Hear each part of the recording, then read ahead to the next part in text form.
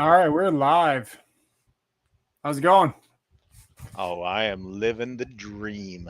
I'm living everyone's dream. They just don't know that nightmares are dreams too. What's up with you, sir? Oh man, started going on the rabbit hole of Wagos and wire nuts recently, and man, it's hard to beat a copper to copper connection. And there's a lot of information online that is maybe Incorrect. not the most reliable. Yeah. I will say I have always been a wire nut guy. I will always be a wire nut guy. On my wall right over here, I have, like all old men, I have that metal box with the drawers in it. You guys know exactly the one I'm talking about. I actually have two of them, about 30 drawers, and I'll bet you five of them are just dedicated to wire nuts of different sizes. Because I have Wagos. I don't like them. Yeah, I'm taking my rings off, so we're fixing to maybe do Millis. some questionable stuff on this. Nothing dangerous. The definition of a qualified person in a nutshell would be the person who is aware and knows the hazards, and more or less that's horribly butchering that. I can get the code book right now and tell you the definition, but pretty much I am a qualified person, and we're gonna do this right now. So these gloves here have been tested less than a year ago, October 25th, 2021. So we're still within. Usually switch them out every 6 months or so Yeah. to different colors, but these have been tested less than a year ago. And these other protectors are still all fully intact. I'm not planning on making contact with anything energized, but we do have some pretty crazy stuff set up. So um, first up would be this guy here. So this is energized, if you will. So we got the neutrals. This is why I don't like these. Hang on. I'm serious. Look. I see it. See that? Wait, is Yeah. it too bright in here? No, you can see it's red, right? Kinda, sorta. Maybe we have too much light in here. Is that a thing? Can you have too Yes. much light? Yes. While you're figuring that out, hello to Shaka Gillis, Juan Prats, Millis Construction, Philly Fixed. You know what's in my drawers because you've been begging to see it. Bill Hall, Alex Smith. If I missed you, it's unintentional. I apologize if I do. But welcome, everybody. We're glad to have you. We're glad to be here. This should be an interesting topic. I'll be dropping. Actually, you need to make me a moderator on your channel. So Yeah, I need to make a lot of people a moderator on my channel. no, it's so I can drop the link to make sure that everyone, because the way I have to do it, Joshua and Fred Smith. Hi guys. The way I have to do it is there's a website that I have to go, and it's based on the comments on a certain video. So I have to put in the URL for that video, pull up the comments, and then that's how people get entered into the giveaway. We have not hit 9,500. We're like that close. I want to say we're only like 13 people away. So I want to give this away. I want to get rid of it. I've got so many. I have started to double up on my pegs, and it's starting to look pretty ratty, and I don't like it. So I would much prefer giving tools to people that'll use them, because these older tools like the 887, I'm never going to use this again. Yeah. There's no reason for me to use this, and I'm never going to use it. I can relate with the Gen 4. Well, that I'm going to say user error on the Gen 4. I'm going to stick with that. If you guys didn't see, so about a year ago, or a little over a year ago, I challenged every single tool channel on Earth to a contest to see who could sink a 5/8 by 12-inch leg the fastest. It was called the Tools with Souls Challenge. And a lot of people, Philly Fixed here, he did it, sort of. I mean, it actually looked like the lag was drilling him, but he's used to that. Anyway, we did this. We put it out there, and to be honest with you, like no one came close to beating me. I destroyed everybody. I have been looking for a handheld drill that can do that task ever since, other than the one I used. The Gen 4 Milwaukee did it with not ease, but it did it. It did end up smoking the motor, but it did it. One trigger pull, no prep, literally just And I don't know what's going on. People have a problem with the Gen 4, and mine does it. And I said lag, Aaron. Huh.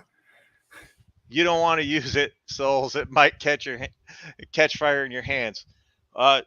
You know, I'm not saying anything, but when it comes to DeWalt, it is something. I want to. I'm giving away a 10 tool combo kit when I hit 10,000. So there you go. One tool for every 1,000 subscribers, and I just want to get my way. Like, first of all, too much room in my little cramped garage. And are you set up and ready to go? I'm ready whenever you are, sir. I'm not trying to cut you off. You go right ahead. Philly, I have no desire to test that 887 against anything. It's just not. It's not as powerful as some of their other impact drivers out there. Hey, it's Ed, the old tech guy. Ed, I hope you're feeling better. I hope your wife is feeling better, and nothing but good health to you and yours. Glad to see you here. Thank you, Ed, for being here. Yeah. All right. So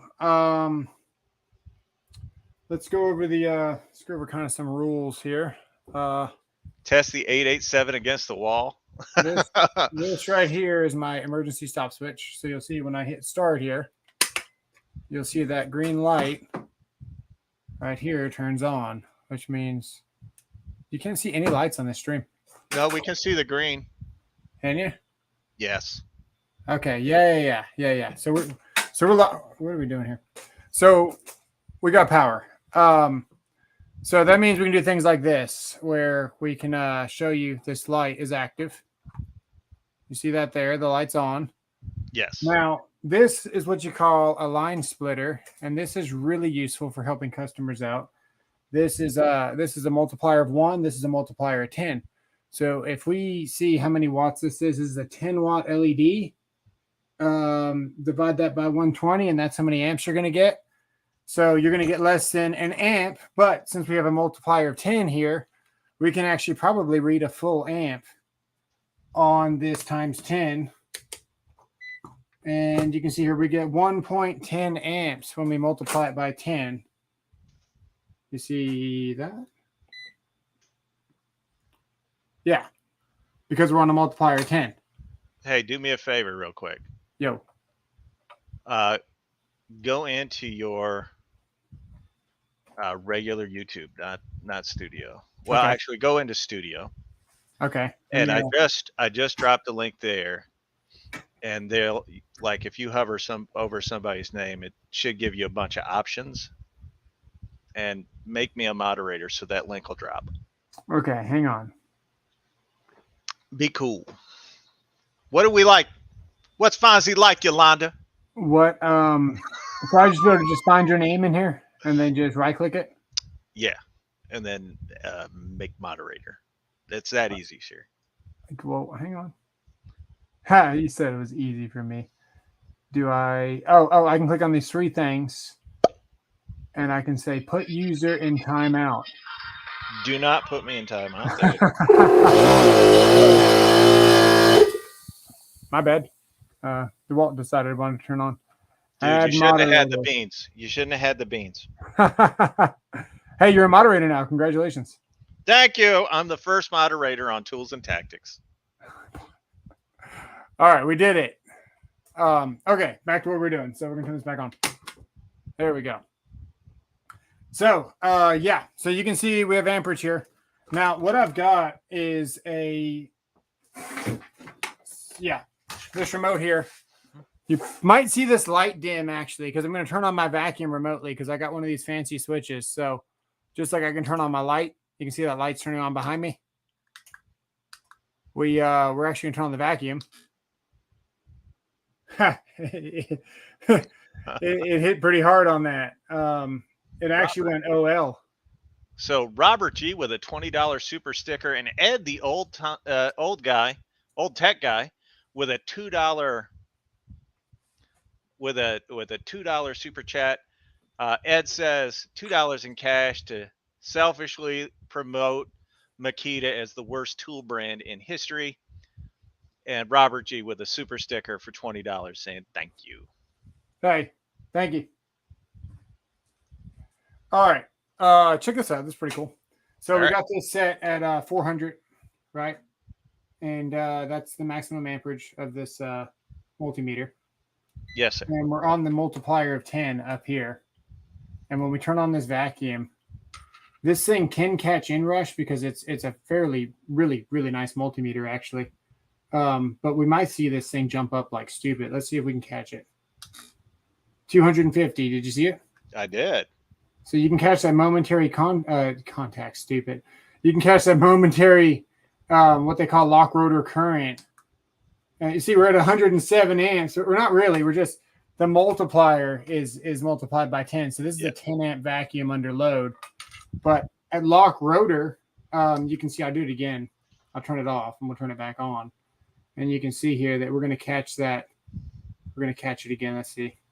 We're pulling 1 amp on the light. That's why you see 1 amp there. Mm-hmm. So all this is to show you that we're able to monitor the current. And it's also to show you that whatever's plugged in here. Sorry, this camera is really. I see nothing plugged into that outlet, though.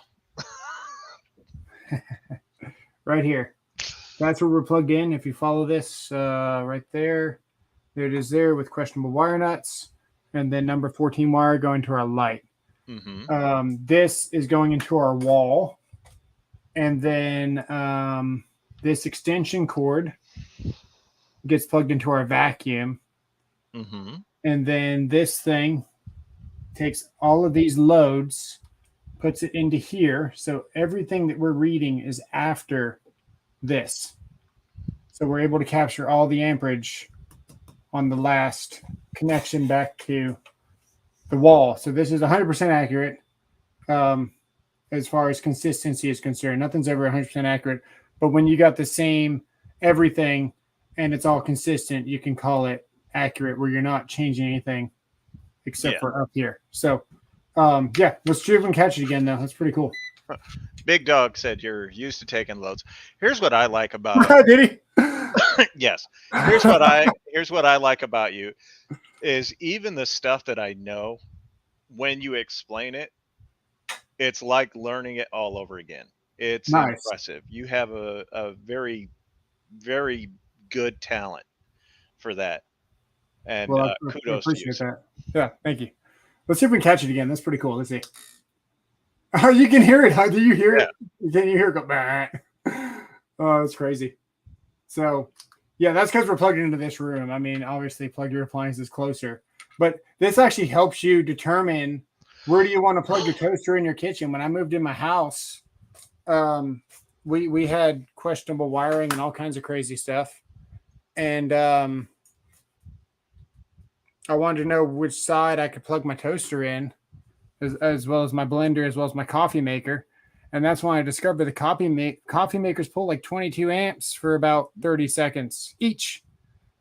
And then I had like 47 amps on my number 12 20 amp breaker for, about 30 seconds. How'd that go? Well, fortunately, the wires in the code book, you've got hang on, sorry, I'm trying to switch the camera while I'm talking. It's all right. You know what you really need? You need a welder and a piece of 14-3. Yeah. There's over tolerances built in. I'm trying to think what the word is, but you can go over a certain amount. It's got built-in safeties for the sizes of wire. You can actually carry a lot more than you think, and you have what you call so these circuit breakers here. This is an inverse time circuit breaker here, and you'll see here that if I can find it here. Nope, not going to see it here. Pretty much, a fuse is an instant blow, or you can get, time delay fuses. But just like you saw 250 amps ramp up, your circuit breakers aren't going to blow instantly, even though we're just pulling 250. You saw it yourself, 250 amps. Mm-hmm. It's depending on the cycle. So let's go back here and let's talk about the cycles real quick. So Jim, Phil wants to know, how long do you need to pull 22 amps on a 15 amp breaker before it trips? Okay, so it is completely dependent on. Oh, I'm showing you this like an idiot, and you guys can't even see it. We're used to it. That's the question. I'm curious, how many amps a 15 amp table saw pulls on start? I have my Delta 36725 T2 table saw, and it'll pull 38 on the initial. So it's actually 4 times the lock rotor. And a lot of your fire pumps are rated for that. That way they don't just instantly kill the circuit and all that. All the wires extra rated and all that stuff. But your lock rotor is going blank on it. I can find it in the code book. It's more than 4 times. That's why you're seeing 250 amps on a 10, number 10. Oh my goodness, on a 10 amp load. Yeah. So I believe it's 6. I think it's 6 times the lock rotor is typically what you pull. Now, what you're pulling, you got your sine wave, which is, as we know, hertz, which is 60 hertz. Yeah. You're pulling that in probably 10 cycles of that 60 hertz. So you got 60 cycles in a second. You're pulling that in 10 cycles. And this multimeter is able to pick up on that. There's a lot of multimeters. Back in the day, unless you spent a butt ton of money on one of these multimeters, you used to have to use the analog ones that would show you really quick because you could actually see the needle move and then the needle would go back down. But now we've got where we can capture the hertz and we can capture the freeze frame. And I can do all kinds of crazy stuff with this where you can actually capture the lock rotor, which will help you condemn, certain appliances and things like that. I'll show you. I like more than condemning. And I'm surprised. I'm surprised no one said anything about instant blow. They just let it go. Yeah. So inverse time circuit breakers are. Go ahead. I'm disappointed in y'all. That's all I'm gonna say. Hang on. I'm actually gonna turn this light on. Not that one. No. So not that one either. Philly says inrush current can be nuts on motors, but it's transient, only a few cycles. Yeah. And Joshua Wilson says 6 times. Yes, LA. 6 times. Exactly.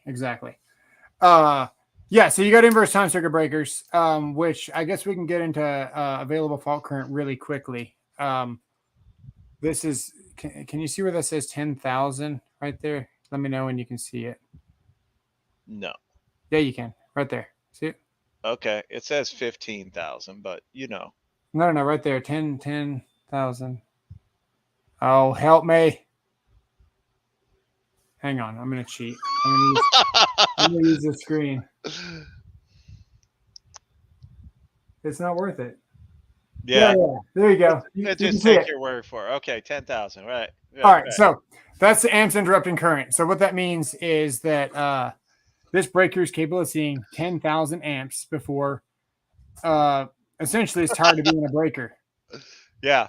So when you have a fault, a direct short or something like that, where you get that big flash and whatever you got, you probably got about 6,000 amps. A lot of people think, just 20 amps, but that's what this thing's rated for. What you call like an overload condition. You have a short circuit current rating of 10,000 amps where these things essentially explode. And that's why I got to just switch this camera again. He just needs a really wide camera. Oh, yeah. To show the entire room and a drone to fly it around. Can you get me one? All right. That's why you have things like this and things like this and FR, all that fire resistance and stuff, because essentially This is 10,000, but at the service might be 25,000, might be 65,000. Just depends on what the transformer's sending. So the impedance, which is a fancy word for resistance, the impedance is going to determine more or less. Let me turn this off while I'm talking. The impedance is going to determine how much fault current you're going to have. You got your kVA, which is your kilovolt amps, which is essentially your volt amps. And then you take your voltage, and then you take your impedance, and that's going to spit out a number of what that transformer is going to produce. And then based on your wire length, how far you are away from that service, and so on and so forth, you're going to wind up with a actual fault current rating. And then it's up to you to install the equipment that's rated for that. So if you wind up with 27,000 amps of fault current, you're going to want to install probably a 42, 22. So it goes 10,000, 22,000. I've seen 36 before, but not common. 42 is going to be the next standard. Then you got 65K. Then you got 100K. And all your fuses are rated at 200K AIC. So you're dealing with a lot of things. But all that back to the hertz, because there's so much information up here. I could just go on all day. Long story short, your hertz, you're trying to trip a breaker within 7 cycles. And every cycle that you don't trip that breaker in, your amperage, I used to plot this when I did infrared and testing, your amperage, let's say at this fault, we were at 6,000 amps, for example. Every cycle that it takes longer to trip that breaker, it exponentially doubles in fault current, and you wind up with a really, really violent flash. That's why it's really important to have your grounds and your neutrals and all that stuff exactly where it needs to be, so we can get all that current on the neutral or wherever it's supposed to be, so we can trip that breaker, because your current is essentially going through your ground. So we're bonded here. We go through this ground, and if this thing had a ground wire, it would travel through the ground wire, and eventually it would make its way to the neutral where it's bonded at the first means of disconnect.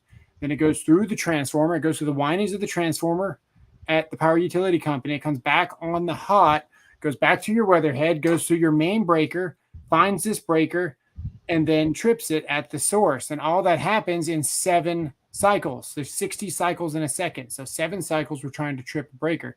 And now you got to prove your clearing time on a lot of your equipment per the NEC for this new code, which I think is dumb, but we got to do it. So, Jonathan Sherway, we're great to have you here. Take care with that car transmission. You're good to go, buddy. Yeah, man. Take care. Appreciate it.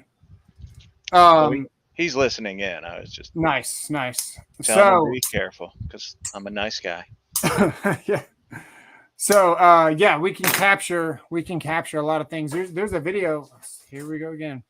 There's a video about something with this, but they did use a welder. I'm not trying to knock anybody, but it wasn't a true 60 hertz. It was a welder. It was 5 volts or 7 volts tops, and they were pushing about 50 amps through the wire. Now, to answer the last question from 10 minutes ago, how many amps does it take to trip a 14 gauge wire? One, it's going to depend on how old is your breaker. Man, here we go again. See, there's just too much knowledge up here. Yeah, we're used to it with you. We've got to listened to you. I always told my customers, okay, electricity is like water and ice. You got sensible heat changes and you got latent heat changes.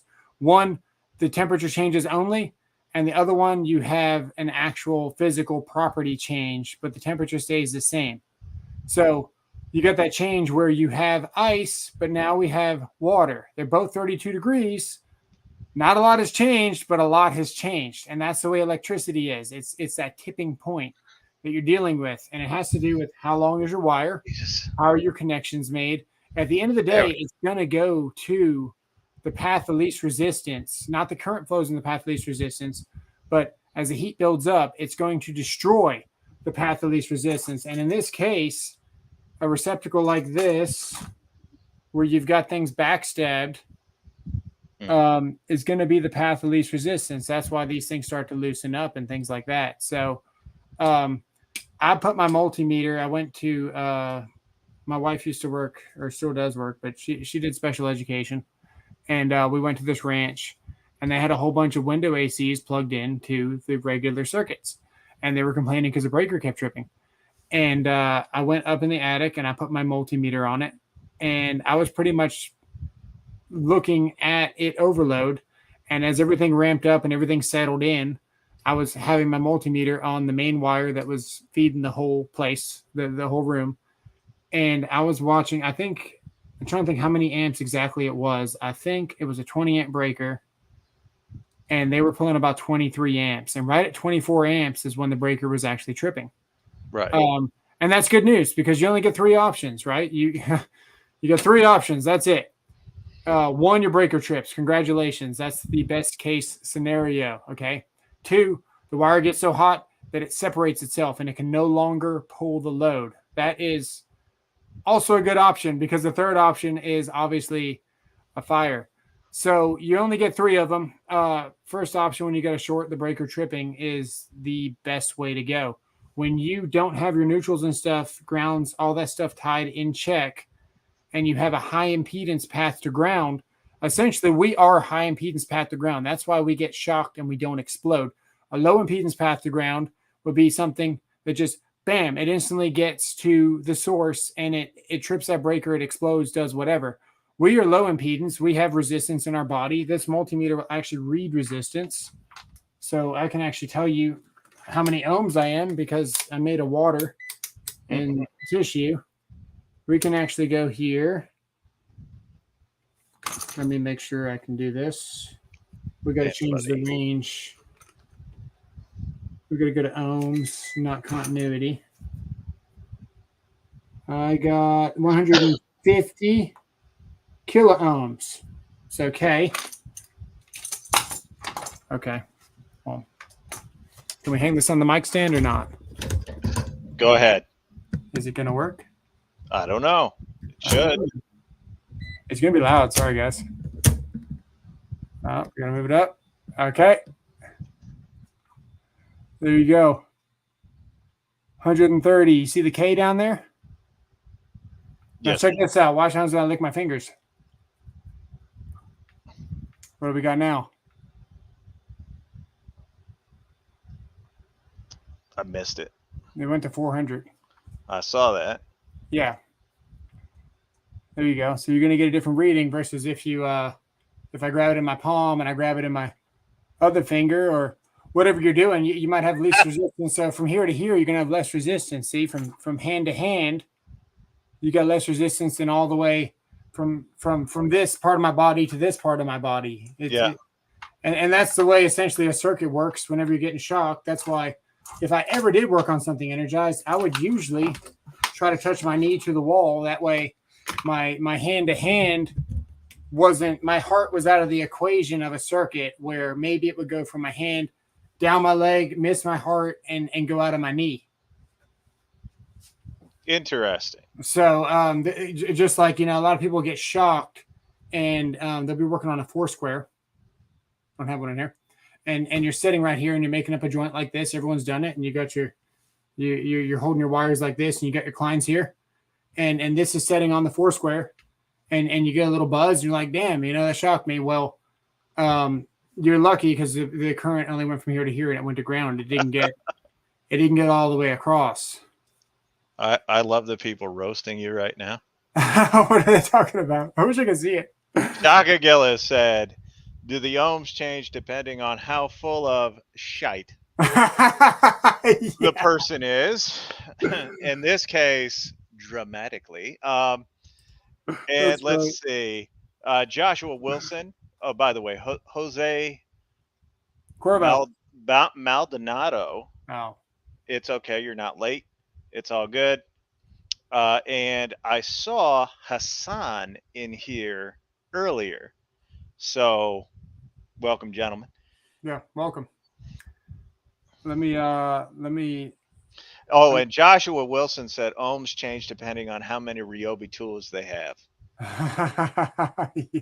What's that telling you? What's that telling you? Hector Moreno. I don't know anything about electricity, but this is golden info. Thank you.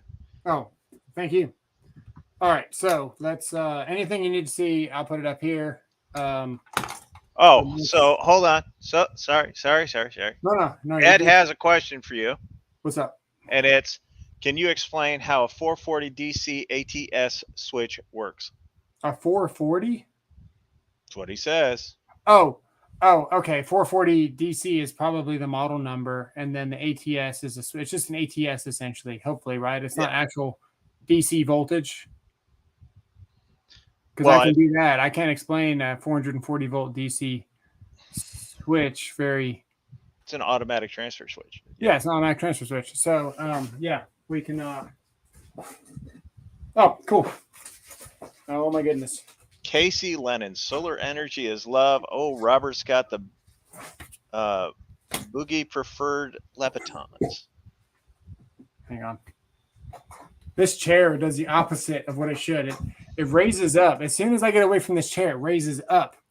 And I got it stuck underneath one of my benches while I was working on this thing. This thing weighs like 200 pounds. And the chair lifted itself up underneath this desk. And dude, I had hell getting it out. I thought I was never going to get it out. It's so stupid. So not only do your ohms change, but apparently when you get off of your chair, the sack of shite causes it to work opposite of there too. Let me make sure we're off. Yeah, we're off. Okay. So Ed, good luck. That's all I'm gonna say. Boogie, come on. It's essentially a relay, right? You're gonna have here you have your load. Okay, and then you're gonna have a this is the EM, and then you got your normal. Hang on. Normal. Have I done any work with photovoltaic AC? Yes. And then you've got your utility. Okay. So essentially your normal right here, it's a switch. And it switches in between either your emergency, I guess it'd be your generator, not load. Generator or solar, whatever you got. This is your emergency source. Emergency there. So you're switching. This can go up here, or it can go down here to utility. So if these were connected, it would look like this, and this would be normal. And then you got a relay that throws this on a coil. So you got a coil essentially, and this coil is normally closed like this. And then that way, 120 volts, of course, right? And this is the neutral. And when you lose power, what happens is this coil is no longer energized, and it automatically opens up and throws it to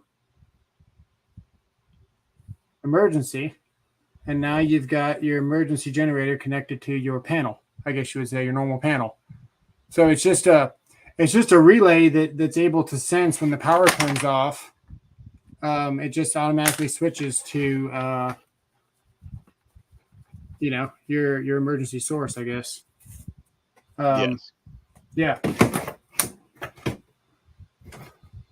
Cool. So Jose, have I worked in solar, or are you? So I've worked in solar. I did solar for years. As a matter of fact, last year I did a 1.2 megawatt project for the government. Oh, is that all? Yeah. That's cool. By myself. By yourself with two rigids tied behind your back. I did create a unique way of running lines, so that's all I'm gonna say. Did you use Force? I mean, did you use Wagos? Sorry. Hell no. All right. What are we doing here? We have. Hang on. So Jose Maldonado, have I worked as a solar installer? Yes. I think that's questions for me because he hasn't. I gotta tighten this thing. That guy hasn't. He hasn't worked as a solar installer other than his solar on his house that somebody else did. Oh my goodness! Well, we're still plugged in. Woo! It's like when you switched from the bad guy's hideout to the Bat Cave on the old Batman TV series. Yeah. Oh my goodness. Okay. It's still crooked. We'll live with it. Yeah. You're gonna have to. Okay, no, I fixed it. All right. So, let's see which one has. Okay, so we're gonna try to capture a voltage drop. So we've all heard the term voltage drop. 2 times K times I times L divided by CMA equals your voltage drop. You got 120 volts or 240 volts or whatever it is, based on your length and your material and all that stuff. You're gonna wind up with every day. I hear every day. Yeah, no more than 5% for branch and 3% for feeders, or maybe that's vice versa. Whatever it is, voltage drop. But what you haven't heard of is the voltage drop where you've actually dropped millivolts across a contact. So in this case, we're going to see if we can put our multimeter on, and we're going to read less than a volt across contacts, and that'll tell you the reliability of certain connections. Now, when we did infrared, we used to do this, and there has to be a load on it. And you would be doing infrared, for example. Now I'm talking to this camera. Too much information. So anyway, you got a panel board, whatever you got, and you're looking at your infrared camera, and you think you see a problem. So it glows white, whatever it's doing. It's a representation of temperature. Doesn't mean that it's melting. Doesn't mean that it's hot. It's just different than all the other ones. It'll glow a different color on your infrared camera. So you need to determine if that's a problem. First thing you're going to do, you're going to check the amperage, because if the amperage is the same, but your voltage, not your voltage, your color representation is different, that's a good indicator that you might have a loose connection, because you got consistencies with the amperage, you got consistencies with the load. So maybe a screw is loose or something, and that's why it's heating up in that one area. I hope I explained that correctly. Pretty clear, yeah. What you'd want to do is you'd want to start jumpering your multimeter across certain points to figure out, am I dropping voltage across a connection? Now, when I say a connection, I mean like where this tab bolts in. My bad. No, I had it right. I just had it upside down. Where this tab bolts into the bus, you might go from your main lug to this screw. And then you'd be measuring from your main lug, so hopefully that's all tight, through your panel bus, through this tab, and then to your main screw. Mm-hmm. But if you want to get more precise, you could go just straight from your bus to this screw, and you'd begin measuring only through this breaker. And then that way you know, is the breaker bad? Or you could go just on the face of this screw to your wire, because your wire might be sticking out just barely to where you can see a little bit of copper, and you would know, is this screw loose? So that's what we're going to try to do. We're going to see if we can get a voltage drop across a Wago at 10 amps. That's the goal. That's what we're going to do. We're going to put 10 amps on this, and we already know it has 10 amps because I've already showed you. The light had 1 amp by itself, so maybe we'll get 11 amps on it. So Shaka Gillis with a $2 super chat. Ryobi tools are trash. Maybe. Fact, not opinion. Appreciate it. By Jose Maldonado said, true. Ryobi versus Bauer versus Hercules. That's what I like to call the channel killer. All right. So, like I said before, we've got some pretty interesting things here, but we do have a consistency where everything we're measuring is going to be from here to here. So even though these are questionable joints, which they're not, I made them up, and it's going to be consistent, so it shouldn't matter. We should be able to get a difference. And I think what I want to do, I want to see if we can backstab from this plug and then backstab out of here and see if we can get a voltage difference across the two to check the backstab reliability of a receptacle. And then we can do the same thing with a Wago, where you would be able to check connections in here, and you should be able to check connections from this point to this point. So, yeah. Let's make 15 more. Tool Addicted Carpenter said, you make 15 more accounts and subscribe because apparently I'm slacking. Man, I made more videos in the last 30 days than I had in the previous 3 months. So let's open one of these up. Somebody asked me in a comment what and please don't make fun of my Weehaw. I have abused this thing, but I've had it since these things came out. It looks really bad, but it's also really old. I abused the heck out of my Weehaw when I was a teenager. So if we look at this connection point here, why is it so dark in here? Did you turn off the lights? Kind of. Actually, Philly, maybe you should start making some videos. Congratulations to Philly Fix, by the way. He crossed 10,000 subscribers last week, and that is a huge accomplishment. That is a huge accomplishment. That's pretty awesome. Way to go, Jim. Yeah, congratulations.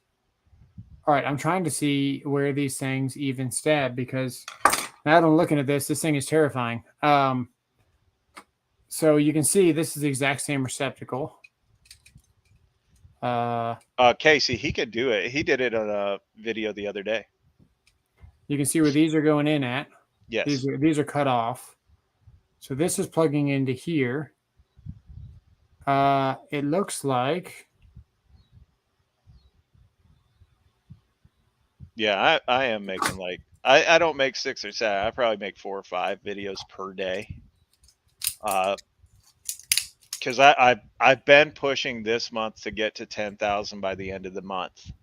I don't know that I'll get there with 6 days remaining, but it ain't for lack of effort. I'll assure you guys of that. This that was a nice crack. Let's see here. To be honest with you, Joshua, he got like 6,000 of those on his first few videos, and then the rest of them have just trickled in as he's taken a vacation for the last year. You talking about Philly? Yeah. See, I didn't even have to say who. I didn't even have to say who. That's funny. Yeah, so your wire just pushes in there, man. It looks like it just sits in there, and that's acceptable for these. This is bad. No wonder these things fail all the time. I've never bothered to open one of these yet, and I wanted to see on real time. Hang on. I got that $1.50 one from Walmart the other day. I can just bust that sucker out. So there's your is it fuzzy? No. Okay. I mean, it looks fine to me. Okay. Well, there's your.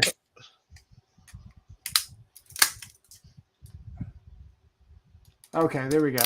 So yeah, right there. That is where it actually plugs in at. That's where your wire goes in. Yeah. And yeah, so somebody asked me why your Wagos superior. Quite simply put, your wire just gets stabbed in. Like this is like not even really that pliable. So once it moves because of the heat, it's not going to ever go back. It's not a. Wish I could stay in frame.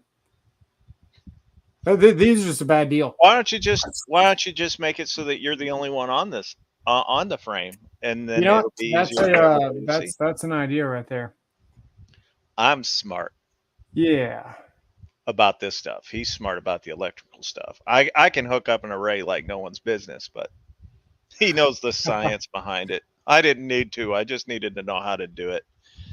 So hey, we got a Wago here. Oh. Casey Lennon said if you eat a booger, he'll subscribe. I don't think so, buddy. Unless you see one. Is there one there that we could get a hold of?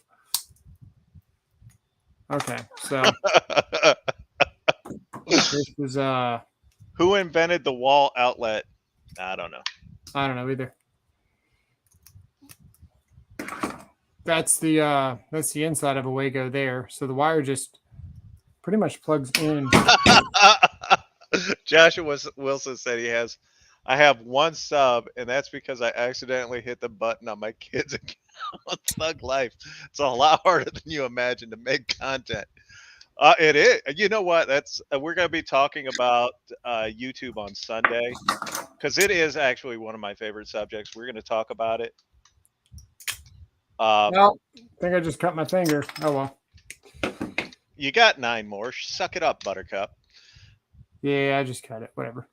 All right, so that's your stabby pokey thingy. So that curved area is where Okay, that when wire you put your rolls. hand behind it, it's hard to see because it does fuzz up there.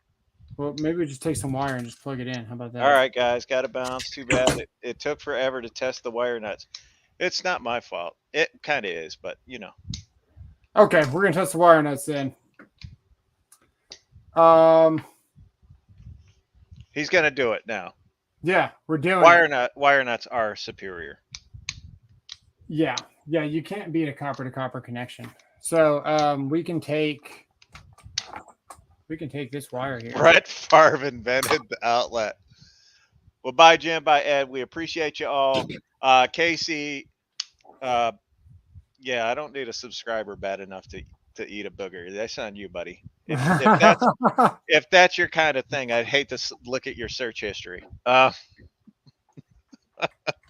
the chat will pass out from the sight of blood. Tactics that they all like me.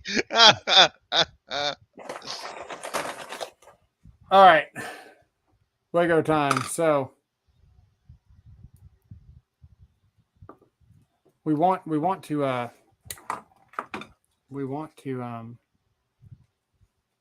actually have a really long piece of wire here, like that. And we want a new Lego. We just use that one. All right.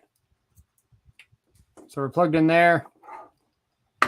And then we could take the slider. We want to take the vacuum? Take the vacuum. We could take the vacuum. I just got to think about how I'm going to do it without hurting. It's not the first time you've taken a vacuum. This. I guess it's used a vacuum. This one. Yeah. Here. So this is the vacuum cord. And this is the hot. So there we go there. And the neutral disappeared. Oh.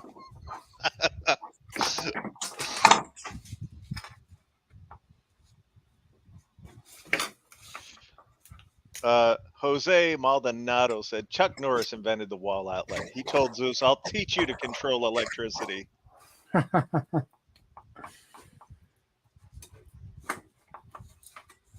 Okay. Yeah, now we are getting a little bit dangerous here. Tool addicted carpenter. That's wrong. Okay, so I don't know what he said, but you can see there, you can see that red. Yes. We are live. You'll see the neutral doesn't read though. Isn't that cool? That is kind of cool, yeah. Yeah, neutral. So you can touch the neutral. Actually, I can touch this hot too, but I wouldn't recommend doing it like that because look, now I'm energized. See my hand up here? Howie Z said, Darwin Award coming. Yeah. See how my hand is energized up there? Uh-huh.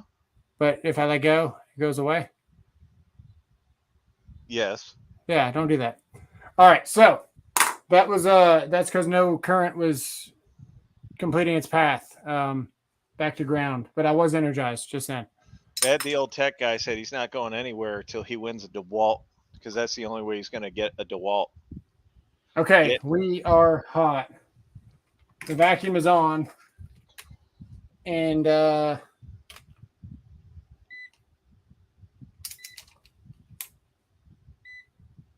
we have 10.4 amps, 10 times, actually probably 20 times the amount it needs to kill you. So, yeah, we got 10.4 amps there. And now this wire is rated for 15. Everything I've got is more or less rated for 15. This cord is not probably gonna like a vacuum very much. So we're gonna be quick. You asked me. We're gonna see what happens. This cord is not gonna like 10 amps. Actually, you know what? We could probably put a freaking scanner on that, and you could probably get a pretty good temperature on that cord. So this cord here, this wire here is at 80 degrees. This cord right here is climbing its way to 83 pretty quickly. Nice. Yeah. It's definitely warm, but probably good. Let's see if we can get. I'll just say Howeezy and Joshua Wilson are just absolutely killing the comment section tonight. I love it. So we're going to go to millivolts, which is less than a volt. Yeah. And that does not actually like being around there because it's using. Yeah, there we go. All right, so from this point to this point here, we actually have 7 millivolts. Nice. That's not going to be easy to show you guys on camera, unless it is. Let's see.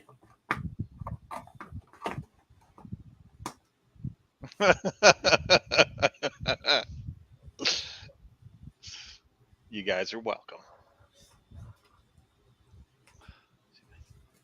Hang on. Oh, dude, that was so close. We see numbers. Yeah. All right, work your magic. All right, so across this wire we have 6.9 millivolts right there. 6.9, 6.8, 6.7, somewhere in that neighborhood. Something just fell in the garage. Oh, hey, give me a minute. Or actually, come in. Probably at least 30 more minutes. Okay. Hi, Angela. I told. Oh, don't say her name. Too late. That's okay. I'll just say her last name. It's all good. All right. So actually, across this Wago now. Across this Wago, we have 3.3. So we're losing 3.2 millivolts across this connection. Well, thank you, Joshua. Yeah, that's cool, dude. Yeah. Sorry, the light went away. So that's actually the technical way to do that. Now you'll see with the load here, when we drop the load, I said that out loud. Yeah, you dropped the load, and then Howeezy said he's seeing how far he can push it before he gets a Peter tingle. So when we drop our when we take the when we take the load off. Oh yeah. Oh, take the load off. Yeah, baby. That's good. You'll see that we actually don't even read anything. You see it says OL. Yeah. This thing's being stupid, so we can't even see that.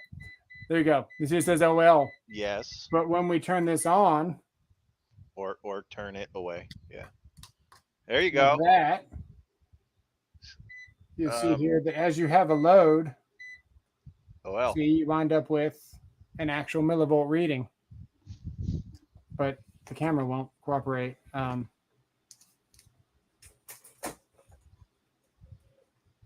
Hey, Ed, just call me anytime, dude. I can definitely walk you through that. Best way to get your taxes done in 2023, I'm going to tell you, file quarterly. Yeah, so across the wire, we got about 6 there, and that's from connection to connection. Yeah. But we're actually reading, so what we're reading is the actual Wago here in these actual holes, and we're getting 3 across that. So not that much of a drop. These things are listed and they are designed for this purpose. So you're not going to see anything crazy, but what I'm hoping to see would be a difference with the wire nut. So let's see what we wind up with a wire nut at 10 amps. All right. I always like reading holes myself. Yeah. Just not the brown ones. Yeah. There he goes, ladies and gentlemen. All right. So to remove these, you just twist and pull. Yeah.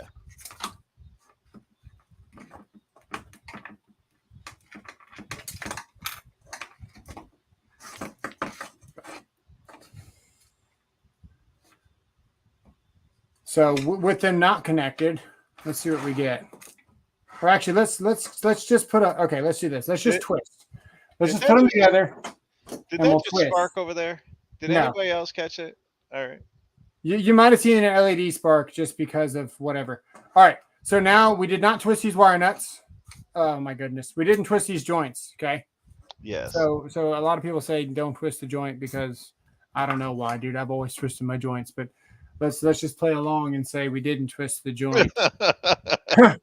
And we just put the wire nut on. We're going to use a nicer wire nut actually, and we're going to make sure they're even, and we'll do a fairly good job here. Get them as close as we can. See, everybody else is saying they saw a spark. Well, it's unplugged, so you could have possibly seen this dissipating. Yeah. Or when I touched them together, you saw a spark? No, it was the other. It was the light, the LED light. Okay, probably because it's got a diode in there that holds the voltage at a certain direction, and then when you dissipate it, it sends the charge up. All right. So we're gonna actually reach in here underneath this wire skirt. Oh, I like reaching under the skirt, baby. Yeah, we're there, right there, but oh yeah. We'll zoom in underneath the skirt here. Home insurance taking notes who will never pay for fire damage. Oh, what? Oh, your home insurance is paying. Taking notes. They'll be like, wait, he did what? Actually, you know, the funny thing about this is since we are monetized channels on YouTube, we technically have to tell our insurance company that we run a business out of our home. Hey, you know when they say, ignorance is bliss and you're better off not knowing? Yeah. Yeah. Shh. What? Suck it up, Buttercup. You're fine. All right, hang on. Twist some joints rather than twisting some nuts. Jonathan, if anybody's into twisting nuts. Okay. Let's turn this back on. Let's do a safety check. Oh, yeah. You got to spread the black wires to get under the skirt. That's true. Oh, my goodness. Joshua, I love you.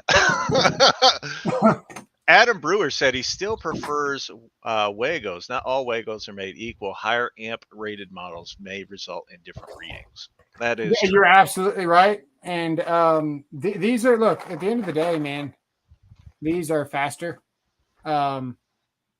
They work just fine. They have a UL listing. So they got a CSA, Canadian Standard, right there. These are 100% fine. There's absolutely nothing wrong. This light here has an ETL listing. ETL Intertech.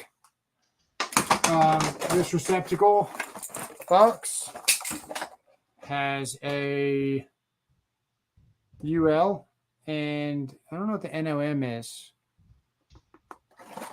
And even these ideal wire nuts have the better of a listing. They do. There it is. UL right there. So all this stuff has been tested in a laboratory. There's absolutely nothing wrong with using Wagos, but everyone seems to think, that they are superior, and they're just flat out not. Now, when you're talking about speed and time is money and all that stuff, Wagos are fine. But especially if you're a homeowner, you pulled your own permit, you're doing the work yourself, and you're not a professional, Wagos might be the best thing that ever got invented. They're just not superior. No. I'm gonna show you why. I would only use Wagos for like lighting fixtures. We're fixing to find out because I'm going to twist these. Now you'll see that these aren't touching down here, but they are touching up here inside the wire nut. So a little something about wire nuts real quick is that they are live spring connectors. So what that means is that they are they move essentially. Yes. And as the current moves the we wire, can't see what you're doing. Yeah. I see that. Didn't really want to cut my finger off live on stream, though. Oh, we want to see it.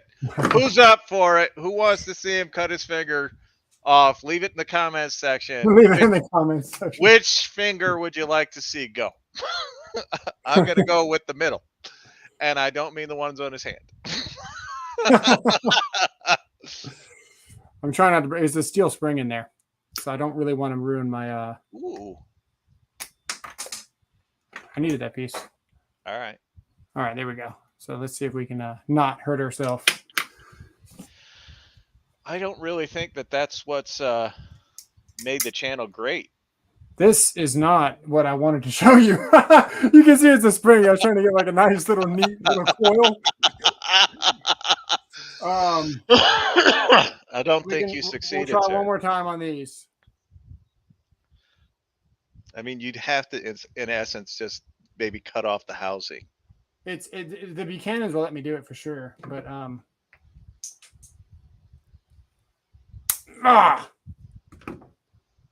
got it. Look at that. Nice. Yeah. So that's a spring, and as the wire moves inside there, as you got as your joints are made up in there, essentially, that's what you're looking at, and the current's able to move, and this is able to flex with the wire moving, and that's why. Yes. That's one reason why you never solder, for example. Yes. You want your connections to move. That's another theory that I'm kind of working on. I think the wires move. Wagos are probably able to flex more. These receptacles here are screwed to the yoke. The yoke is screwed to the box. And then this thing's stationary, and your wire is trying to move, but your wire is the only thing moving. The plug can't move. Yeah. So over time, 30 years, for example, that's, about as old as this thing is here. You wind up with, just a bad deal in your house. Let's see if we can get this out. Millis Construction says he likes them in replacements when there's very little or no wire to spare. Nice and easy. Otherwise, he likes the nicer Twistex style ideal nuts. I think that's what these are. Twister Proflex?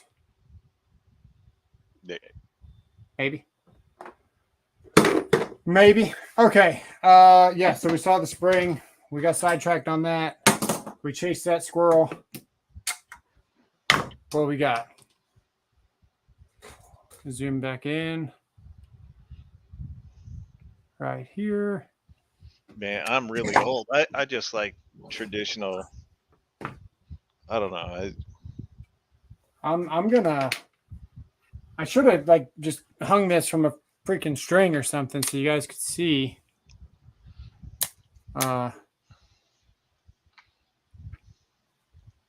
Okay. We gotta. Hey, we have 34 people watching and only 18 thumbs up. Get on the ball, people. We got to increase these numbers. Hang on. I used my brain. Haha. I knew that was good for something. Just okay. Okay. We are finally ready to go. So where's the wire nut now? You can't even see it. Don't do it. Oh my goodness. I agree with you there, Adam. We're gonna. There we go. Okay. Cool. Now this thing's constantly ranging because it's millivolts. So there's voltage in the air, if you will, static electricity, things like that. Once you find something, with actual voltage. Howie, it depends on whose knob and whose tube. I know exactly. And Tool Addicted Carpenter says you have not given him a good enough reason to hit the thumbs up. Uh-oh. Don't do it. Check this out. Don't do it for him. Do it for yourself. We have 0.1 millivolts across this. There's no load on it yet. So we actually have 0.1 millivolts without a load, which, this isn't going to be good. I'm going to guess. Are you testing the wire nut? Yeah, I'm going to guess that we're going to get about 100 millivolts, maybe 130, which would be an issue with this. So we're going to turn this on, which is this button. Jeremy and Wynn, both of us are doing well. We're both named Robert, so we're both doing just fine. Hang on. We are missing something. What are we missing? The Lollipop Guild. Did you plug it back in? Oh, right. Hang on. Oh, it's not good enough until you turn a fingernail black. What I can find stashed around the shop is what goes on the wires here. Good old yellow and red nuts. It's whatever. That's what I still use. Hang on. We got to troubleshoot something. Hang on. My granddad used black tape forever. I don't recommend it. But he also cooked a horse by hooking a electric fence up to a 100 watt light bulb. Don't ask. Don't tell. This is not working. Why you no work? All right, turn it on. So Hassan. Okay, there we go. So this wasn't plugged in for a second. All right, Hassan Jimenez. Sorry, said I was just putting up a ceiling fan last weekend for a friend. I asked him to shut off the breaker. He comes back and says, "All right, you're good." The first wire I touched shocked the heck out of me. Always, that's where you touch. Always test. Always test. Always test. And if you are going to use one of these, whichever one you're going to use, test it on a known live circuit first. But I highly recommend you always use a multimeter and always go to ground, hot to neutral, ground to neutral. And anyone asking, why did I say that? Ground, hot to ground, hot to neutral. Ignore what I just. Yeah. Okay. Anyone asking, I am allergic to horse. You are allergic to horse? Yeah. Okay. So just so we're clear, if I got in between this right now, I wouldn't be here anymore. So here we go. Do it. No. We have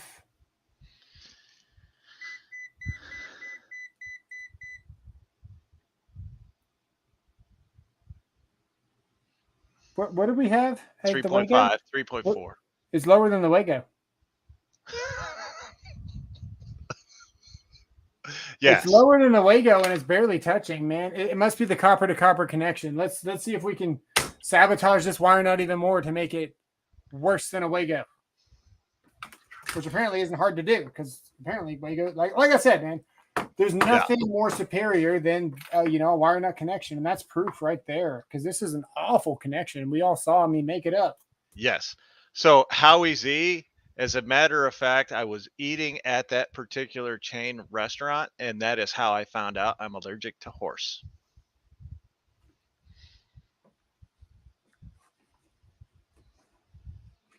Okay, we're gonna. All right, I think we have it sabotaged correctly now. Let's see what we got. All right.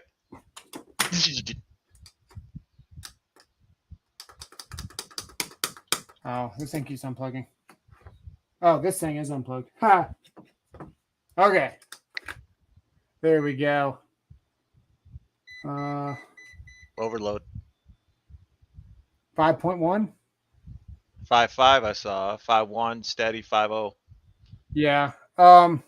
Jose, if there's anything not to be allergic to, it's camel toe. So what we can actually do, we actually have a Wago here already with the neutrals on it, and we can show you the Wago here real time on the neutral because there is voltage on the neutral. I can touch this neutral. I just can't get in between the neutral, and that's facts, man. Don't ever get in between a neutral. They're generally safe to touch because they are the ground, but they do carry current. So if you get in between them, you become part of the circuit. It's that should be pretty self-explanatory. Yes. Okay, let's go. Actually, we're gonna move this over. That scared me. Let's go in one of these holes here, and then on this wire. We can't see the reading, but I didn't see a reading actually. We just heard the OL. Yeah, I didn't get anything good. Burger King raccoon nuggets. I'm learning a lot tonight. Electricity is a challenge for me. Ted Robinson. Well, great to have you here. We're glad to have you here. Too Loud SS says he can't have moose knuckle. Jose Maldonado says he can't have he can't have the ninja foot. And poor Howie Z. can't do the moose knuckle, but they'll all hit you in the brown eye. Check this out. Look, we're back up to 7.1 on the Wago, man. They're just not superior. I just made the worst joint that I've ever made in my life. Okay, now this is across the actual Wago from hole to hole. See what we can get. Adam Brewer wants to know if you still have your thermal camera. No, I gave it to a buddy for like $200. That did HVAC. But the camera that I used to use for infrared was not mine. It was a $30,000 FLIR with a 6-inch touchscreen, I think. And the lens are made of sapphire. That's why those things are, because you can't see through glass with an infrared camera. So you have to, the lenses are made of sapphire. So that's one reason why they're so expensive. But yeah, I used to use a FLIR, and it was so big that it was about this big, and you would have the camera thing around your neck, and this would be leaning up against your chest, and you were looking down, almost like you were you'd be looking down at like this, and aiming the camera because the thing weighed like, I don't know. Can we get a different camera angle? we didn't want that. Well, sorry, we're. After reading some of the comments about the dudes being allergic to camel toe, I don't want your stream to go X-rated for these dudes. All right, so just in case we're curious, real quick, we're going to go here to this neutral, and you're going to see here that we have 10 amps. Yeah. Well, you can't see it, but it's there. 10 amps, maybe. Yeah. Sure. So the vacuum's still on. We essentially just proved it, dude. We took the world's worst joint I think I've ever made, dropped 3 millivolts across it, and then put a Wago and dropped 7. Let's make this up and see if we can drop a 0. So let's make a proper joint. Well, can you demonstrate to everyone? Because some people, we have a lot of people that are very experienced in here. We have some people that are not. Ted Robinson just showed up. Electricity is a challenge for him. So could you show the proper way of making the joint? Yeah. I can do it. I'll do 2 and I'll do 4 or something. But I'll say, man, you're killing it. I love you guys. Can you see love that? you guys. Is that pretty clear? That's probably better, right? Yeah. Yeah. Sure. I mean, hang on. Come on, camera. Jeremy Wynn. Hang on. Let me turn this light on more. And Robert said, "Let there be light," and nothing happened. I actually almost touched these too, but just naturally, I don't like to touch things unless I know they're completely dead. Now, this thing is unplugged, but yeah, man, we just had 10 amps going through this. So the rule number 1, and even though I know this is off, I'm still checking it because I always do, not even just for the camera, but we want to make sure. So one good way to get out of all your settings is turn your multimeter all the way off and then turn it back on. Make sure you're in volts, and then you test something that you know is live. So we're going to go over here to this plug here. And in general, the small one is a hot, and the bigger one is a neutral. In case you're wondering, the small one's your ground right there, that round one. We're going to turn this on. Never have I thought I'd be on a live stream where the word that Tool Addicted Carpenter used would show up. Necrophilia. How come I get a feeling that Tool Addicted Carpenter's favorite book ever is A Rose for Emily? We're having some technical difficulties here. Hey, Howie C said you're one crotch fire away from being AVE. One crotch fire? Yeah. So we know our multimeter works. Got 120 volts there. Yes, sir. Now we can check. So if a switch, just real quick, just simple here. Okay. These multimeters measure difference, potential. Can't get shocked unless there's a difference. That's why a bird on a high wire doesn't get shocked because he's not touching something else. So when you're checking a switch, yeah, you're not grounded. Yeah. When you're checking a switch with your multimeter right here, and our switch is on, that's an on switch. It's on. Okay. Yes. You almost do something else. And you take your multimeter here and you read here to here, you're going to get you're going to get 0 volts because you're not reading a difference. But if your switch is off, open, that's when you're going to be able to read across your switch, and you're going to get 120 or whatever your voltage is. So just keep that in mind when you're working, that you always want to go. That's why you always want to go hot to ground and hot to neutral. So that's what we're going to do. This is our source here, and then I'm going to go back to ground here. What are you laughing at over there? Best way to test the circuit is to lick the wire. How easy then responds, best way is to get your brother to lick the wire. Incest is best. And Fred Smith says 220, 221, whatever it takes. Yeah. That's not illegal in Arkansas.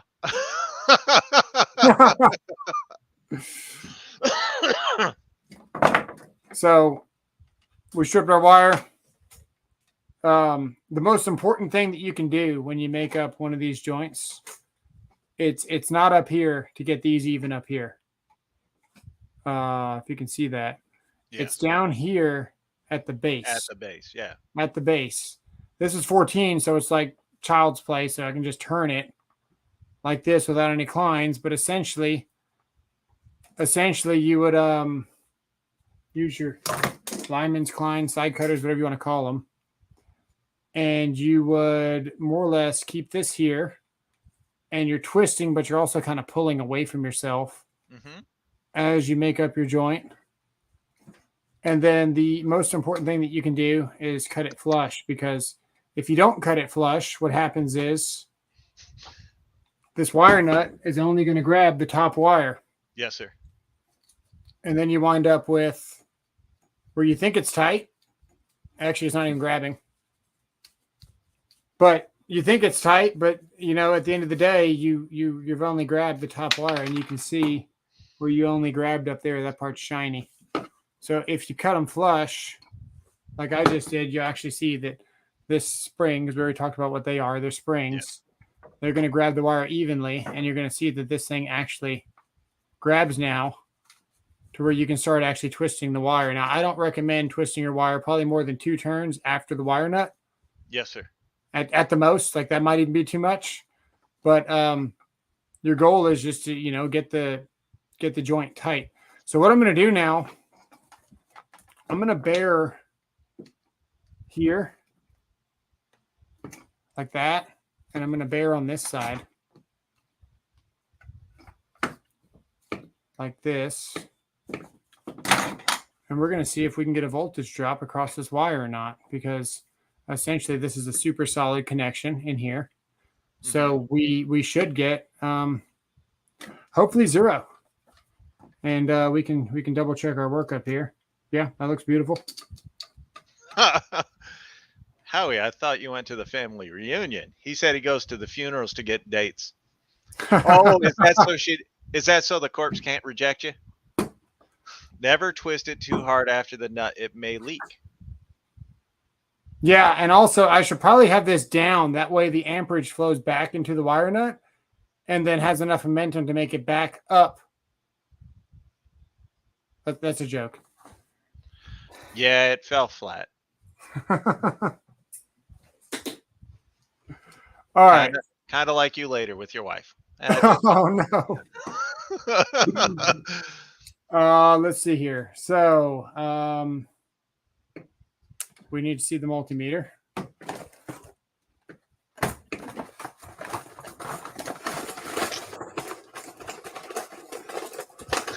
Too much competition at the family reunion. What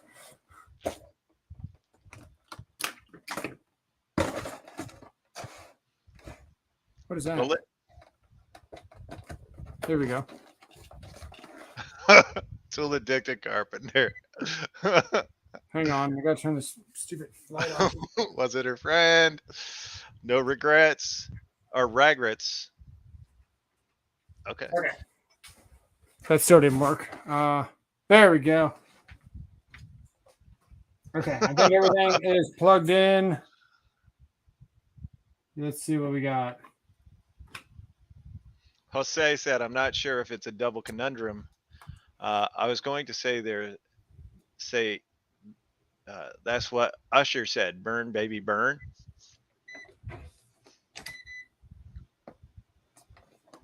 Let's see, I could go to millivolts. Adam Brewer wants to know, do you ever work with stranded THHN or MTW? Wire nuts versus Wagos may give a different story with other wire types. That is true. Oh, no regrets is a meme. I don't know what that is. I know what a meme is, but I've not seen that one, I guess. Regrets, I think, is a... I think it's just people misspelling regrets. That's the joke, because someone put a tattoo that said no regrets, and it was stupid. Yeah. All right, what do we got? We have 14.3. Perfect. That's higher. Yeah. Yeah, that is not perfect. That is not what I was expecting to see. Let me see what happens. Well, it's on now. Hang on. Hey, Llama Llama showed up. Thanks for being here, Llama Llama. Let me go with the base. Joshua Wilson says, straighted THHN is great for pull, bad for termination, gives Wagos hell too. Okay, so at the base right here, we've got 1.6, 7, 8, something like that. Yeah. The further down, the more resistance you get, and then it just increases. So down here was too far because we were being consistently, less than an inch from each connection. Yes, sir. But if we go if we went on the same wire, you would actually get 0 because you're so close. Hang on, it's hard to keep it there. It doesn't even want to read.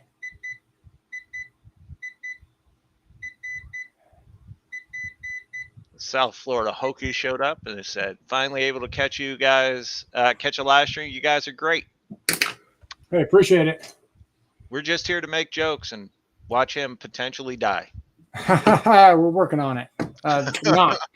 Not. All right. So right here, back to the Wago. The connection.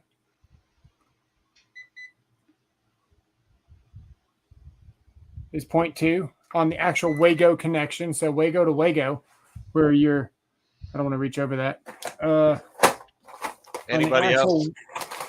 When he said Wago to Wago, did anybody else hear what was walk like an Egyptian in their head?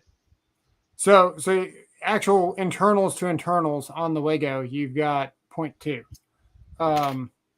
And then wire to wire, so you're reading through the Wago where the connections are, you get consistently 6.5 to 7. On the worst joint ever, on the wire nut, we got 3. Yes, sir.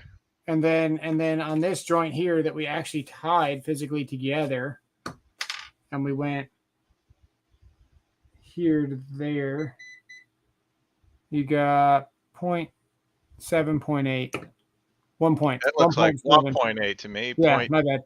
1.2. Yeah, that was it. Keeps slipping off because I got to get it just right. There you go. 1.4, 1.9. So it's considerably better. So according to you, what my granddad did with just regular old electrician's tape.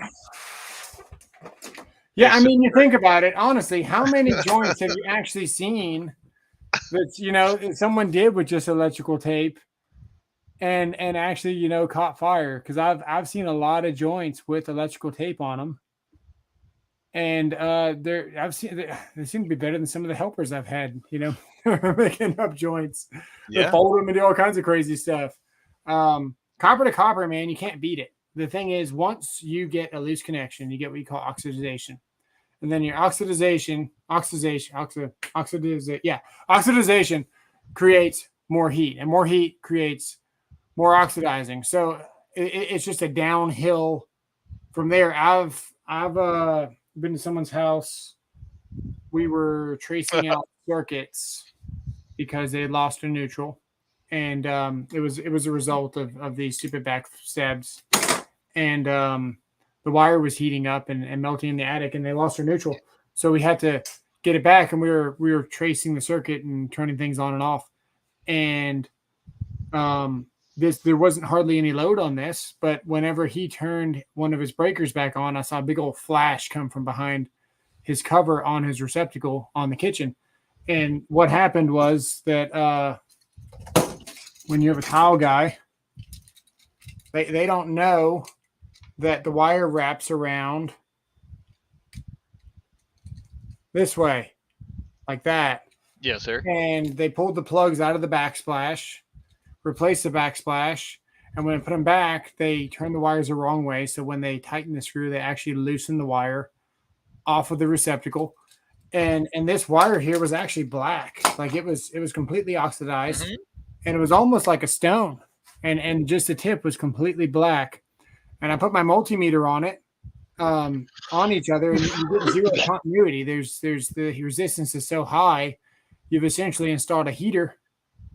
And once that happens, it's just a bad deal. Fortunately, we caught it, and I wasn't even there for that. But a common thing is people's backsplashes.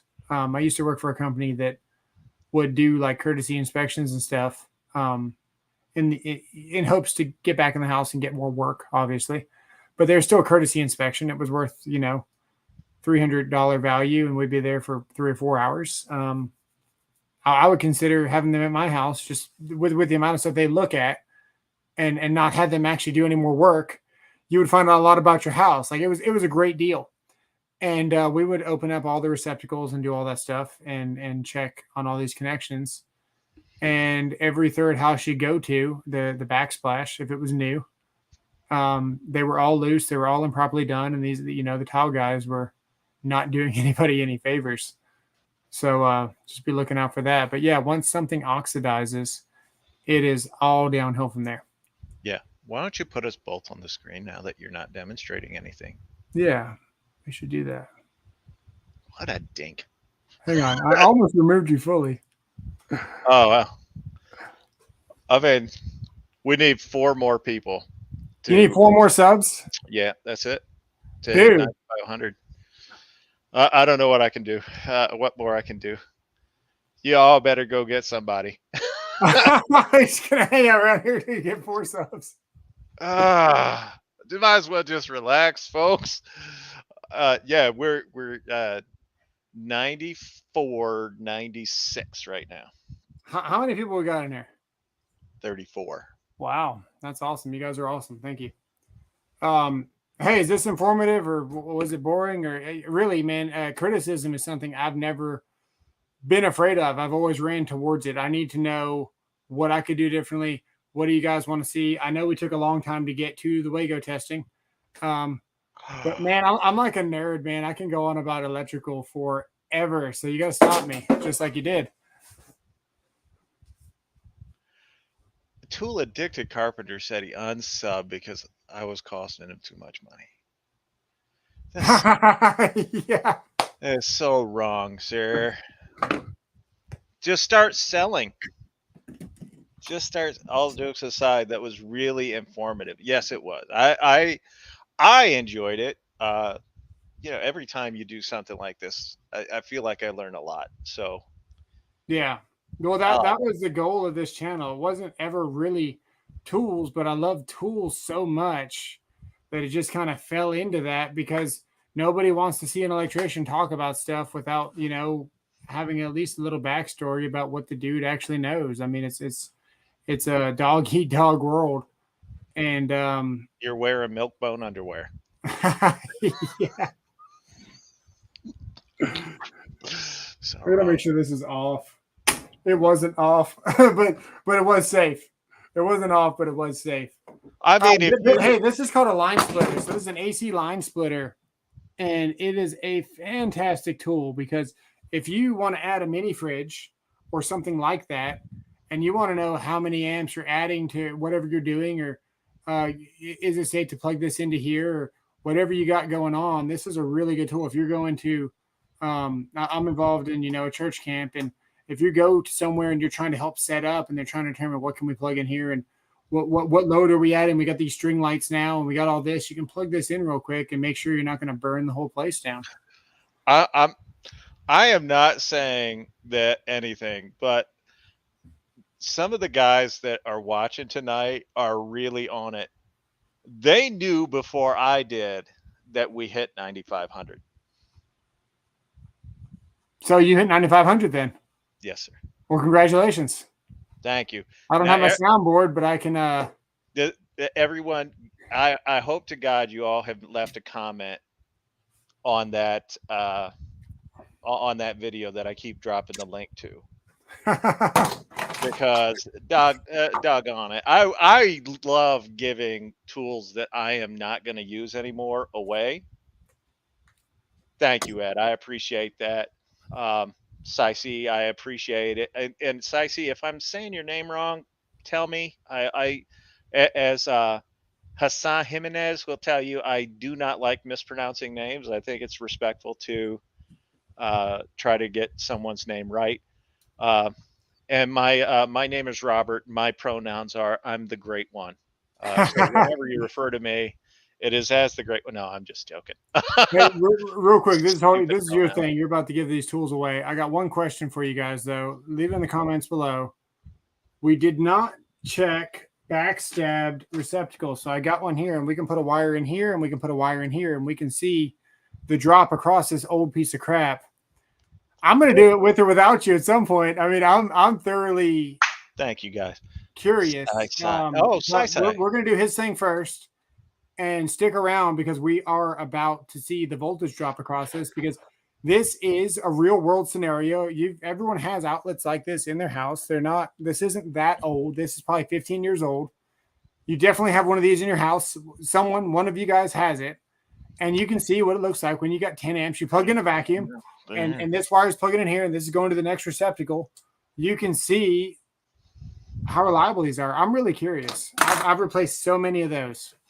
Well, so just so everyone knows, the number one failure point for an outlet, one of the number one reasons for people to call an electrician into their home for a defective outlet is because some lazy electrician just backstabbed. If you're not going to say it, I'm going to say it. Some lazy electrician backstabbed it. Yeah. Backstabbed it. That is the number one service call for electricians. I am not an electrician, but I know that. Yeah. No, you're right. 100%. I just enjoy watching a man work. How do you guys feel? I really, because he is such a fountain of knowledge, I wish I could channel the knowledge into one stream of thought, and that's not an insult, by the way. I wish it would just be an A to B to C to D to conversation with him, but sometimes it's A, sometimes it's W. The damn squirrels around here, man. The squirrels. And I talk to this man for hours every single day. Single day. And half of the time I'll be driving with my wife or whatever. I'll be like, yeah, he's not listening to me. We can say whatever the hell we want. Because he's just So honestly, I backstabbed there for a while and stopped after issues arose. Yeah, it is not. I do not like backstabbing. I did a video on an outlet, hidden features on an outlet, and so many electricians are like, what's wrong with backstabbing? And I go, because you're a lazy piece of shit. That's what's wrong with it. Crap. This piece of junk. Oh, we're over an hour, so YouTube's not listening anymore. They're not pushing out cool. the content. They're just There like, screw you guys, I'm going home. And then they do. Hassan, I love it. My 3-year-old son dropped a load 20 minutes ago. took 3 flushes to get down. Lazy electricians backstabbing. Yeah. Yeah. I don't know. I was probably too harsh to say that they're lazy, but do you want me to do this now, or you want to do your thing? You do it now while I'm setting it up. Okay. It'll take me almost a minute to get this. All right. Nice. So we only have 31 comments on that video. We got 34 people watching. actually, I won't even accept it. What? So is it wrong size wire? No, it's 14 through 12. Okay. 12 or 14, CU solid wire only. Okay, we're gonna try. This is wrong. We're gonna use the neutral side, but it's gonna simulate. In case you didn't know, there's little levers back here that will release these properly, and when you pry them out, it makes the copper fall out like this. I don't know if you caught that on camera, but I know you heard it. I heard it. Yeah, there you go. So we're just going to use this side of the, oh my goodness. And by the way, the only people that are eligible to win tonight are folks in the United States, the contiguous United States, I should say, because I will not pay for foreign shipping, and that are here. If you're not here, somebody go roast them. This is going to be bad. Not my fault. Jose. Yeah. I'm going to try to get some more wire. I used to install them like that until I had to replace the outlets in my old house. They burnt out every. I don't know. Okay. There's our fancy install there. We're on the neutral side, but it really doesn't matter. My neutral's tied here, so we're continuous here. We're just seeing what this thing thinks about it. Oh, hang on. We need a thing. Who's hoping to see why they get called a Sparky right now?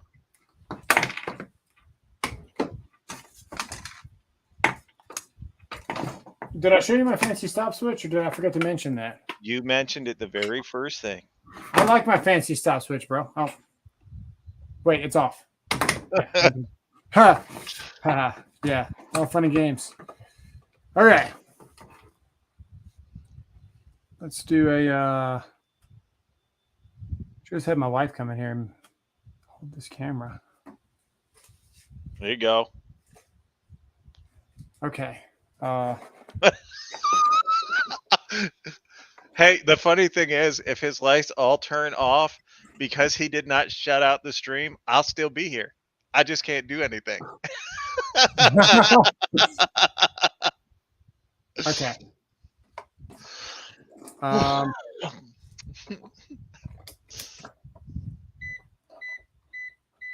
Millivolts. And turn it on. We're live. All right. Haha, we got 25, dude. 20, 23, 24, 21. Yeah, I mean, we're what, quadruple? No, we were, what was the highest? 7? Yes, sir. Yeah, we're quadruple more. 7.5, I want to say. Yeah. Yeah, we are. I mean, that's terrible. That's what you got at your house. And that's a full 10 amp load. That's a true 10 amp load with 60 hertz, with 60 cycles a second. And that's that's backstab. This is backstab. Yeah. Don't do it. Yeah, don't do it. That's the well, yeah, I can see why. Yeah. Now, well, that's so I could read it, but so there's back wire, which is not backstabbed. Yeah. Which is on a commercial grade. which is this. Actually, these aren't commercial grade, but similar. Move it the other direction. There we There go. you go. You can see where these things fall. No. Yes. Yes, And, because yeah. they're actually tightened Yeah, in they clamp. by that screw. Now Yeah. you can backstab this, but don't do it. But this is back wiring versus backstabbing. This is also back wiring. So not to Yes. be confused, just because it goes in the back doesn't mean that it's backstabbed. It's That's just true, back yes. wired. So okay. Now I'm done. I'm done. All right. Aha, that was warm. That's getting warm. But that's okay. Because it is a lamp cord and not a vacuum cord. So we've only got 32 comments on that. 34 people in here, 32 comments. Oh well. I give you all a chance.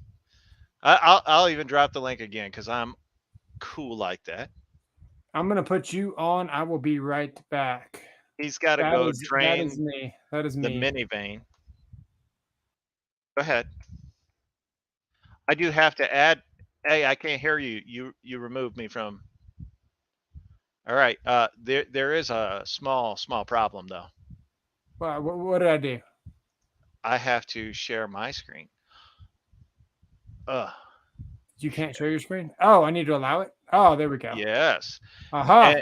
And then on the far right below the picture here. Yeah, that one. That's the one. Hey, Perfect. Tactics, I was at Harbor Freight before I got one of these newfangled things called a hammer. Jamie True in the house. Welcome, Jamie. There That's it is. great. I hate backstabbers. They don't have the proper courtesy to give you a reach around. Well, Jose, after being allergic to the camel toe, I kind of get it. So, all right, I'm going to put this in there just to make sure that we're not cheating. I have to answer a math question. Thank God I don't have to take off my shoes. Hey, we got 36 comments. Do you guys want another minute to? I need your address to send it to you. What? Oh, Hassan, if your wife's bounce towel go missing and you don't have them in your shop, you know where they are? Ask Sancho. Oh my God. I don't even want to know. I don't even want to know. So we got 36. Shit. Do you guys need the link again? Tell me. Y'all have to tell me. Do you need me to share the link again for the 5 millionth time tonight? I read about the flushes. Well, sorry, Jamie.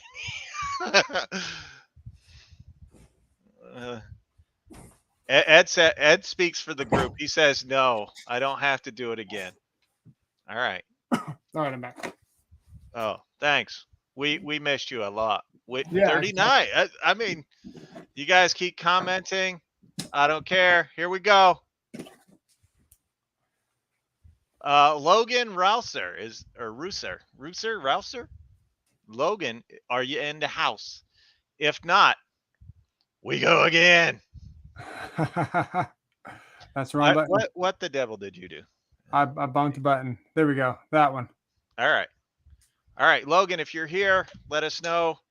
I don't have a fancy countdown clock because I don't do that. Ed, the old tech guy, I appreciate you. He said he's not here. I believe he says, screw that cat. Let's go. Still 39. Raggy. Let's say Colby. Everyone could use a new tool in all honesty. My wife says that all the time. Robbie, nope, not here. Didn't see him. What about Colby? Is he here? This is sad. 39 comments. You would think that your chances are pretty high. Congrats, Colby. Colby, congrats. Is Colby here? Colby, you win. Congratulations, sir. Great. I hope you put it to good use. Glad to see you here. Here's what I need you to do. You're going to email me your address. My email address is souls, SOALZ, at toolswithsouls.com. That is souls at toolswithsouls.com. And I will get that out to you tomorrow. Congratulations. It's awesome. Yeah. And it is the 887. And Colby, if you could do me a favor when you get it, just do a quick little 15-second video. If it doesn't even have to be 15 seconds, and send it to me so I can show people that you got it and that you're happy with it. I would appreciate that. Don't trade it in for a rigid though. Alex, if he traded it in for a rigid, he'd be making a step up. He probably would. Yeah. No, the 887 is that's the XR. Yes. It is the 887. It is the XR. I literally don't have a use for it anymore because I prefer my 840 over the 887. Yeah, that's a solid choice too. And Robbie says he loves his rigid. So just so you guys know, we've got a big 10 tool kit that we're doing when we hit 10,000, and we should be hitting 10,000 within a week or two, because that's how well we're doing. Yeah, make sure you guys subscribe for that for sure.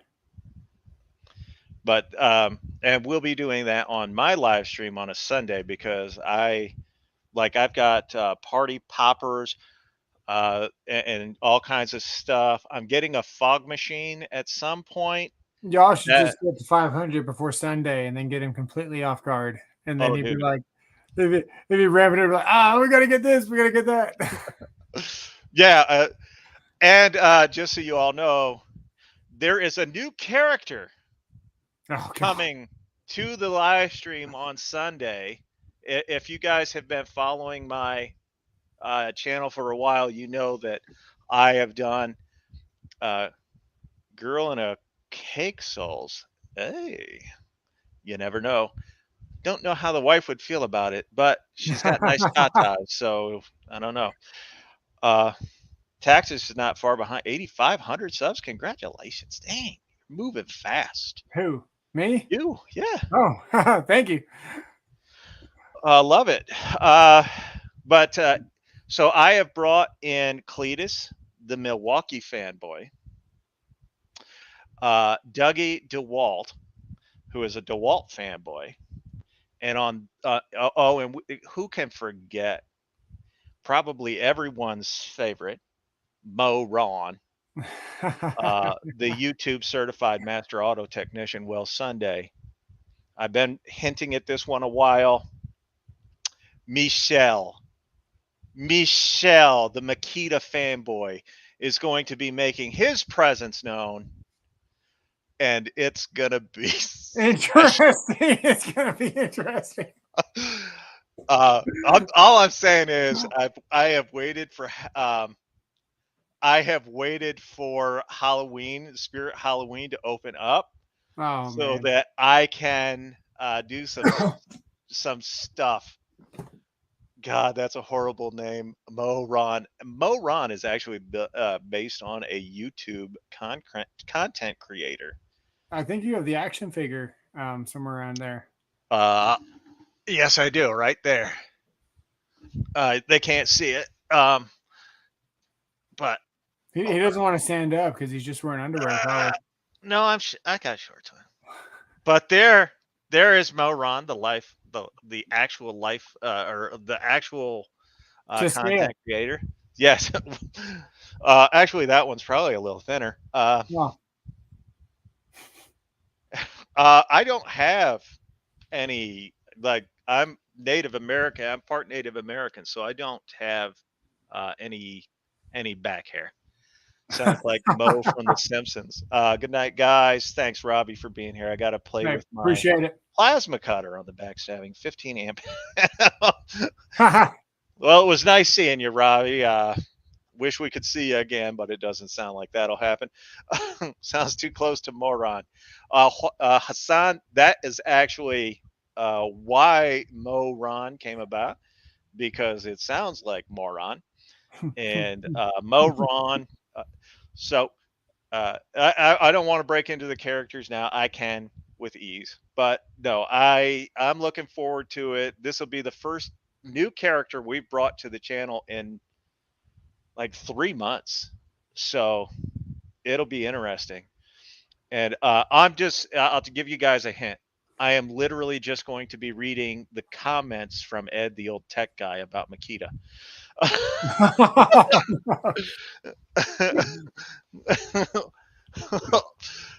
Hassan, do you kick your own ass at night? That's what I want to know. With all that. But there you go, guys. Congratulations to Colby. I hope you put it to good use. Congratulations to you, man. That's awesome. And I will get this little guy out to you tomorrow. It is used. It's screen used, so that makes it more valuable. And if you want me to autograph it, I will. Oh, you got to autograph it. Well, I don't want to ruin his tool. I mean, it is his now. It's not mine. But I will autograph it if he wants me to. I have a very good signature, by the way. But it's all good. So there you guys go. Sign it, Robert. Hey, it's not mine. He has to ask me. Comes with the territory. You should definitely sign it. I'll tell you this. I will be signing the box for the 10 tool combo kit. Because cool. Yeah, I'm gonna leave whoever wins that, I'm gonna leave a note. Just basically explaining how long a journey it has taken and all the people that have helped me along the way. And when we get to 10,000, I this is something that it's fine just how it is, but if you want, you can. He said, no, I'm going to do that. No. But when we do the 10,000 giveaway, I am going to also take time during the live stream to thank everyone that has helped me get there. So there's that. Well, that's about all I got, man. Thanks for all the support and doing that giveaway on my channel, and appreciate all the support you've given me. Even hey, it is what it is. I don't really do anything for you, but I appreciate it. Yeah. Well, everyone, thanks for coming by and seeing what we got.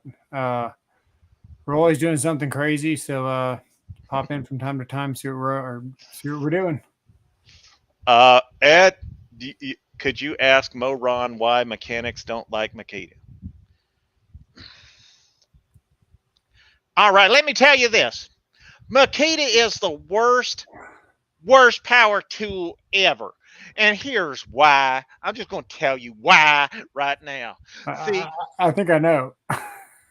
Makita is underpowered. It's undersized, and it's made for those, I don't know what you call them where you're from, but where I'm from, they call them lighting the loafers, because that's the nicest one I can say on his live stream. Don't forget, it's on Snap-on. Yes, it is not Snap-on. If it ain't Snap-on, it ain't nothing.